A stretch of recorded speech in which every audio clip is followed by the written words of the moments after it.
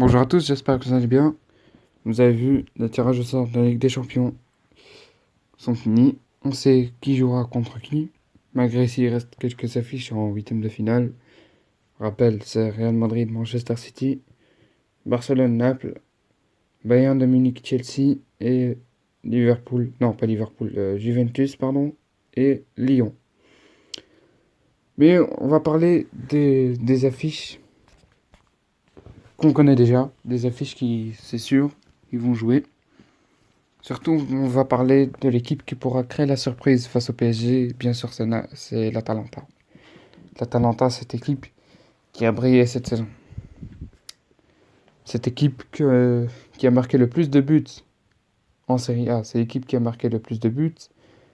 Et c'est l'adversaire qu'on ne peut pas avoir dans notre chemin.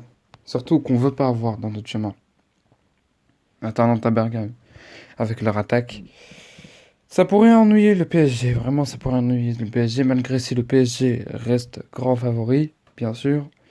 Mais l'Atalanta de Bergame, c'est pas l'adversaire qu'on peut, ou qu'on veut même avoir dans notre chemin si on veut gagner la Ligue des Champions. Surtout pour le PSG, cette année, ils veulent absolument gagner la Ligue des Champions. Mais Atalanta, ils sont aussi avantagés. Pourquoi? Parce que le PSG, depuis le retour du confinement, depuis le retour des grands championnats, le PSG n'a pas joué. Pourquoi? Parce que la Fédération française a décidé de ne pas faire jouer le championnat. Le seul match que le PSG va jouer, ou les deux seuls matchs que le PSG va jouer, c'est la finale de la Coupe de la Ligue et la finale de la Coupe de France. C'est tout. Alors que les autres équipes qui sont en Ligue des Champions et qui sont en quart de finale ou en huitième de finale, pardon, ben au moins, eux, ils ont le championnat. Donc, conditions physiques, ils sont bien en termes de conditions physiques. Donc, ils seront prêts pour le championnat d'Europe, pour la Ligue des Champions surtout. Mais le PSG aussi est avantagé, vraiment, il est avantagé. Surtout quand ce serait au Portugal. Dommage qu'il n'y aura pas de supporters, mais le grand favori de cette affiche reste le PSG. Mais il ne faut pas sous-estimer l'Atalanta. La deuxième grande affiche, pour l'instant, c'est euh, Real, Real Manchester, bien sûr. Pourquoi?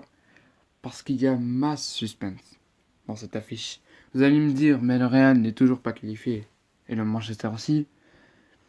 Mais même s'ils sont pas qualifiés, on peut dire que c'est une finale avant la finale de la Ligue des Champions. C'est comme une finale. C'est Real Manchester, c'est pas n'importe quel match, c'est pas n'importe quelle affiche. C'est Zidane face à Guardiola. Mais le Real sera avantagé. Pourquoi? Parce que Manchester City n'aura pas de supporters. Et parce que Manchester City n'aura pas Agüero. Et parce que Manchester City n'aura pas Benjamin Mendy. Vous allez me dire que le Real n'aura pas Sergio Ramos. Mais le Real, je vous rappelle qu'ils ont Militao, un très très bon défenseur.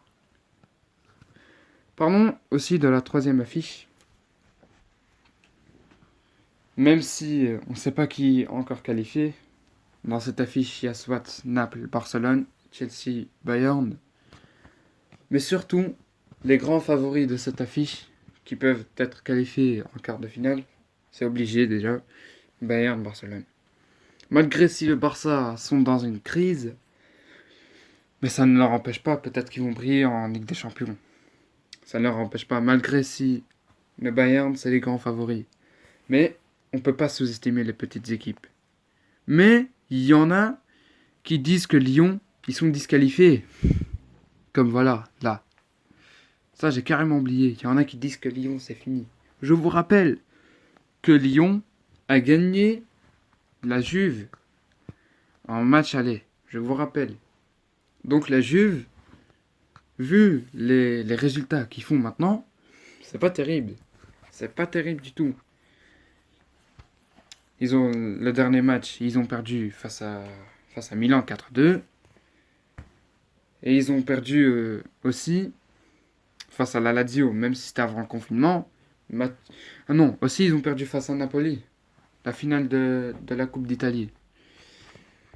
Mais vraiment, Lyon aussi a des espoirs. Malgré sa Juventus et les favorites, Lyon a des espoirs. Parlons aussi de l'affiche Atlético-Leipzig. Bien sûr, sans aucun hésitement, Atlético favori, puisque déjà Leipzig, ils sont moins favorisés vu le départ de Timo Werner. Mais moi, je pense que c'est un mauvais départ. Pourquoi? Parce qu'il a choisi d'aller dans une équipe qui est déjà disqualifiée, c'est sûr. 3-0 face au Bayern. Bayern qui est champion, qui, qui, qui, euh, qui mange tout, le Bayern qui gagne tout. Et il va dans cette équipe. Il va à Chelsea, alors que Leipzig, ils jouent encore la Ligue des Champions. Ils sont en train d'écrire l'histoire.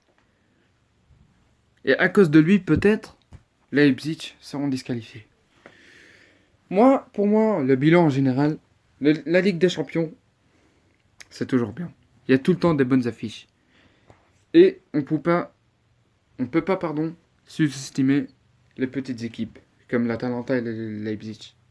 Qu'ils ont eux deux écrit l'histoire.